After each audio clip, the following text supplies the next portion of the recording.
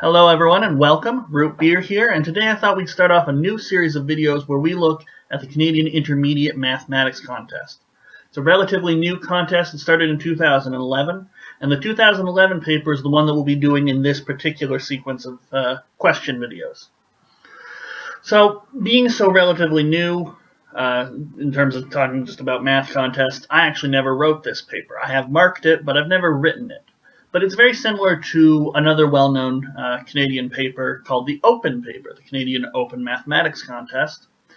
And so it's close in the sense that there's a short answer part where you just need the final answer and a written portion where you actually need to write out your solutions in detail.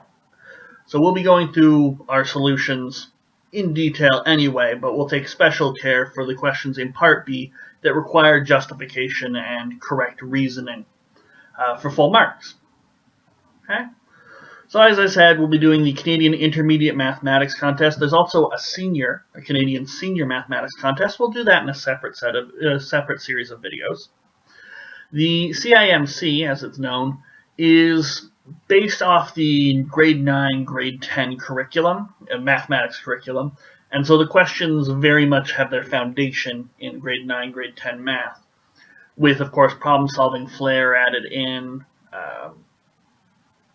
But if you are in grade 9 and 10, these papers are for you. The senior paper is for 11 and 12. In fact, if you're in grade 11 or grade 12 or an equivalent, you're not allowed to write the intermediate math contest. Don't let that discourage you if you're younger. If you are younger and you are interested, you can absolutely write the intermediate or the senior if you're so inclined. But grade 9s and 10s, you're the ones who are targeted for the intermediate mathematics contest. You will hopefully understand everything the questions are talking about, and thus you'll have the best chance. But let's dive in and take a look at the intermediate math contest right now. As I said, we're going to be doing the 2011 paper. Okay? So it's put out by the University of Waterloo, specifically the CEMC, the Center for Education in Mathematics and Computing. They do all the math contests that come out of Waterloo, and most of the major Canadian math contests. So we have the usual preamble that you find with a CEMC math contest. And then we jump right into Part A. Now, as it says here, Part A, full marks if you just have the right answer. There'll be a little box on your booklet, and you write the answer in, and you're done. But we're going to go a step further, and we're going to explain how we get the answers just in these videos, just so that you can understand a little better. So let's take a look at question 1 in Part A. So Joey is standing at the corner of a rectangular field as shown. So here's Joey up in the corner. They've drawn us a nice little diagram. And this rectangular field is 100 meters by 50 meters. Okay? He walks the perimeter of the field 5 times. So he goes all the way around once, twice, 3 times, 4 times, 5 times. How many meters does Joey walk? Okay? So let's begin reasoning things on our little notepad.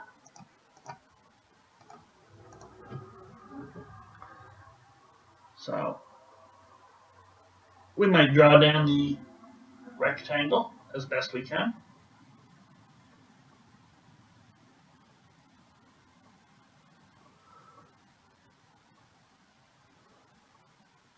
So it was 100 meters by 50 meters. Joey starts off here, and he walks the perimeter 5 times. And we want to know how far, what's the total distance that Joey walks? How far does he walk? So, to calculate this out,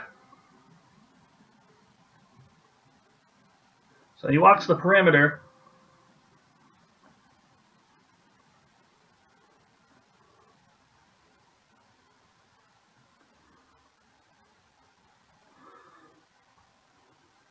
5 times.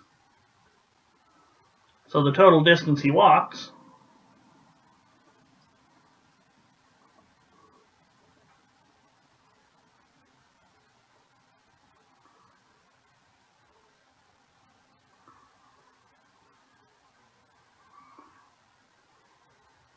is going to be the number 5 times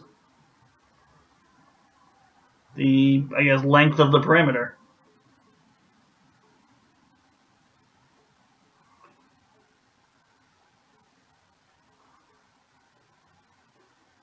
So we need a name for that, the length of the perimeter. We're just going to call that P.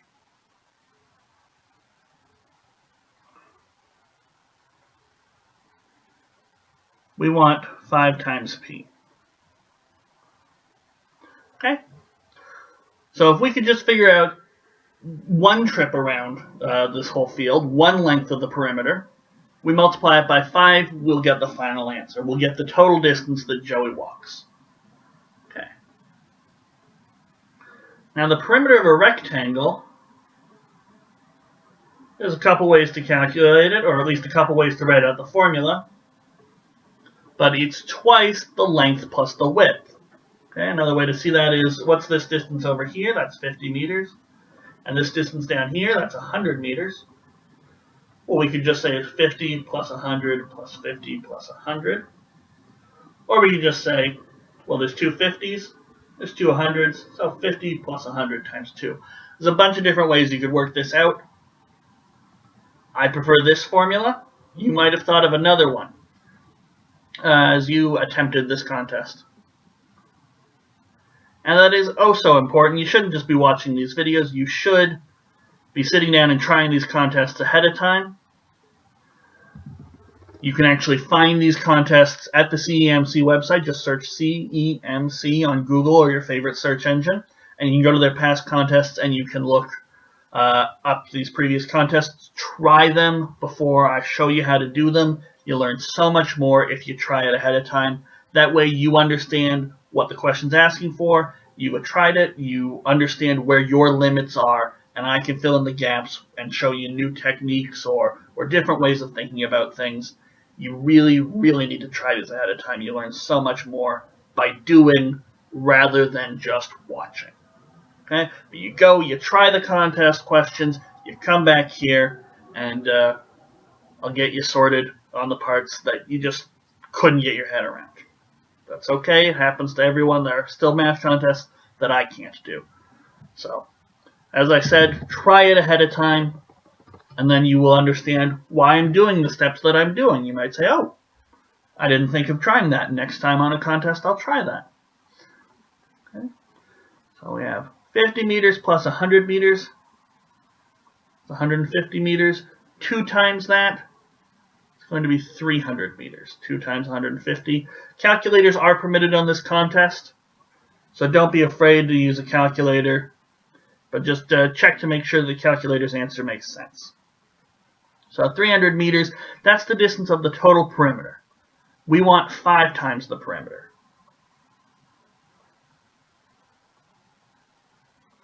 So 5p, that's going to be 5 times, we just calculated 300 meters. It's going to be 150 meters. Or sorry, 1,500 meters. My fault there. And if we wanted to, we could write a little final statement.